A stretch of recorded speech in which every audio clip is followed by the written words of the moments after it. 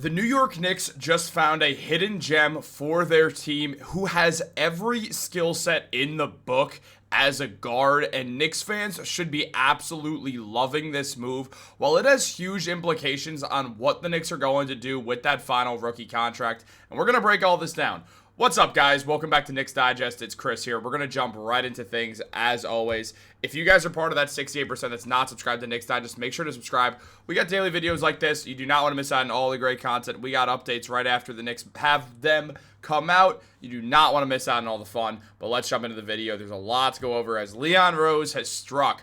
With the Knicks needing to find some more players for this roster, the Knicks went out there and brought in a very, very, very exciting player. He's a pure highlight reel guy in Yudai Baba. He played over in Japan mainly, but he also did spend some time in the Australian League as well. And now we know that we will get a chance to see Baba play in a Knicks uniform, as it was revealed by New York Basketball that Japanese star Yudai Baba will play for the Knicks in Summer League, according to Japan's national basketball team.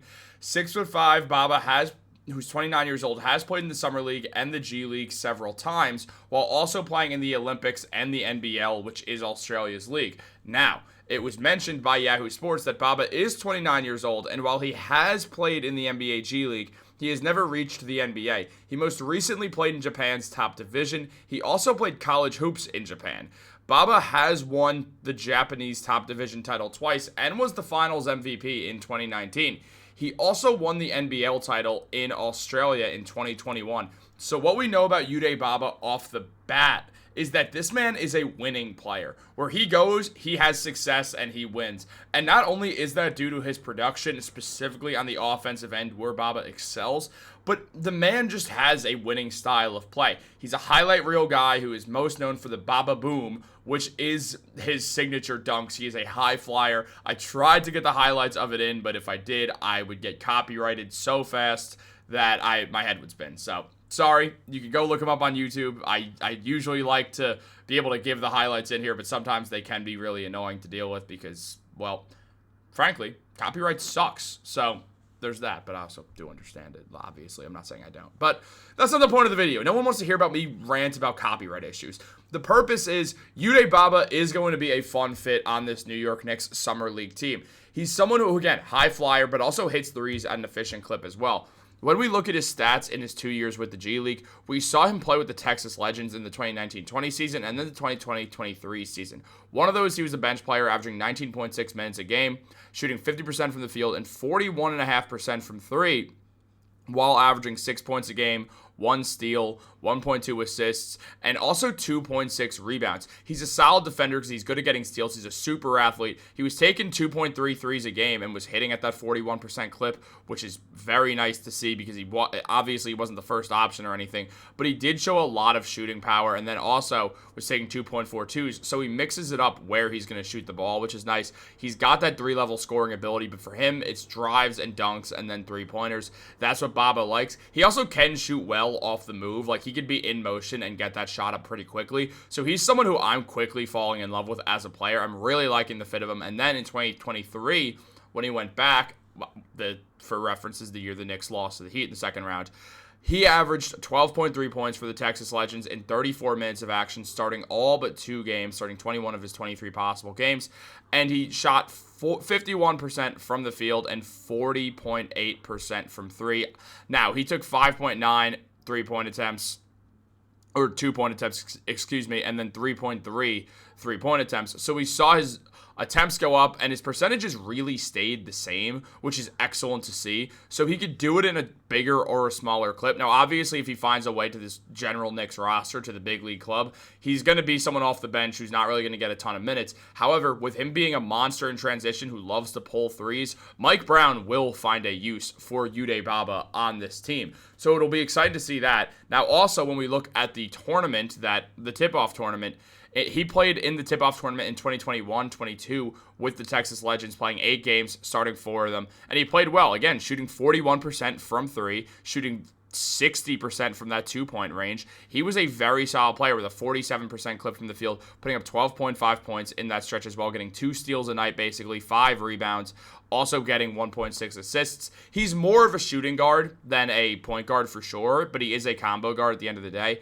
The next year in 2023, he did put up 10 points, 2 assists, got a steal per game. The numbers went down a little bit compared to that first time around, but still, again, shot the similar percentage from 3, which is a huge point to note here, that the man is a consistent shooter, and we should be excited about him. Now, over in Japan and overseas in general, what we've seen is in his prior season, the 24-25 season with Nagasaki, he did put up 14.6 points, 4 rebounds, and 4 assists a night. He was very good in that stretch as well. And with Melbourne, his better season was his first one there, putting up 7.5 points with 2 rebounds and 1 assist. And then his minutes did go down. He only played 10 games that second time around and only averaged 4 points and 1.5 rebounds. But still a solid player. He gets steals well. He's been a very solid player. And I love this pickup by the Knicks. It feels like there's something that's very low risk, but does have a pretty high reward to it. Now, the Knicks the Knicks Summer League team is interesting right now. It's a very solid squad. You got Marjan Beauchamp, James Nagy, Pacome Dadier, Tyler Kolek, Ariel Huckporty, Mohamed Diawara, Dink Pate,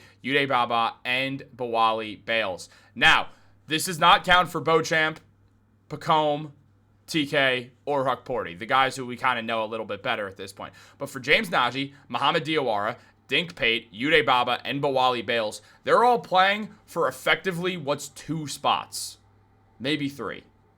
It's expected that Kevin McCullough Jr. is going to be back on a 2-way contract. I don't think that's going to last throughout the entire season, but that's what's expected. So we take that into account. We take into account that Beauchamp is on one, and we take into the account that Anton Watson's on one. Now, I think McCullough's going to get brought up for financial reasons at some point, but until then, these guys are playing for 2 spots. One of them is on the Knicks roster. The Knicks need to add someone to their team. They need to add a rookie contract for salary reasons, and the general consensus is it's going to be Diawara. It's his spot to lose, but also you do have James Nagy out there. You do have Dink Pate, who's this very young, very exciting player. You have Yudai Baba, who's 29 years old and ready to compete now. You have Bawali Bales, who the Knicks have had in their system for a bit now as well. I'll be honest, I don't think it's going to be Bales. I think that it's still, again, Diawara is to lose. Najee is probably second in there. And then you got Baba and Pate, who have the lesser chance to get there. But both of them, Pate, I do expect him to find a way to get him on a 2-way deal so he can be within their roster and be under their control. Because the Knicks do like Dink Pate, and they want to have him build in that Knicks system. So I think they'll find a way for Pate. And they're going to try to convince Baba to stay with the Knicks and play for their G League team is my guess, because the Knicks like having a very strong G League team that they could use as a potential farm system. Teams usually poach people from there, most notably Moses Brown got poached twice, Chuma Okeke got poached by the 76ers 2 times, so they do have a lot of talent on those G League teams, and they'll probably want Baba there because they know he could stick it in the G League already. They've seen it happen, so that'll be interesting to see. I do think it's going to be Diawara who ends up landing the spot, but whoever plays the best out of Najee, Diawara, Pate, Baba, Bales, they all have a chance to get onto this Knicks roster, which is a rare situation for a young guy and a contending team like the Knicks, but they need it for salary cap reasons, so they need a rookie contract. So whether it's Baba, whether it's Pate, whether it's Najee, whether it's Diawara, they're all due the same amount of money because they've never played in the NBA level already. It doesn't matter that Baba's 10 years older than some of these guys. It has no effect on things, which is interesting to note because, again, we know the Knicks do favor older players who are veterans right now. Now, when it comes to Diawara, he was solid in his final year, putting up 5 points. Again, EuroLeague, don't take the stats into too much account when it comes to them being lower. 5 points, 3 rebounds.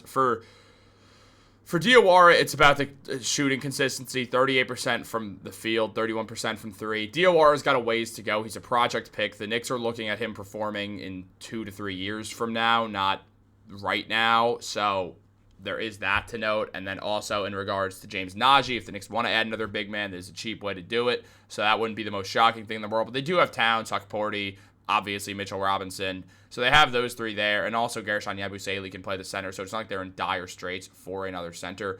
But it is important to note that it is something the Knicks will consider, obviously, because Mitchell Robinson does have the injury issues. Now, Nagy most recently played for Barcelona. And then outside of that, moved to a place in the BSL that I'm not even going to try to pronounce. And then another place I'm not going to try to pronounce because I don't want to sound like an idiot right now. But he's been solid overseas. Rim runner, looks like Mitchell Robinson. I really like I really like James Najee's game. I think he's ready to play right now, unlike some of the guys on this list. I think James Najee and Yudai Baba are the two who are the most ready to play, but anyone can win that spot, and that's what's going to make Summer League so exciting, amidst also seeing our young guys, the familiar faces, the Tyler Kolicks, Ariel Hukportis, Pacome Dadier, our 3 of our 4 guys who we are all huge fans of. We'll get to see them kind of run it, see what goes down. They'll be the leaders of that team, and I'm excited to watch it.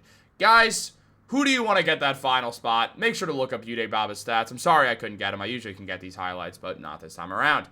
Have a great day. Like, subscribe, turn on post notifications. Do it for the destroyed Jalen Brunson bobblehead. He's not doing so hot right now. He's got his DoorDash, but no other limbs, so it's not great. It's like that guy in Dexter who's getting chopped up in that first season. Probably shouldn't have said that on the air. Well, have a great day. Go Knicks.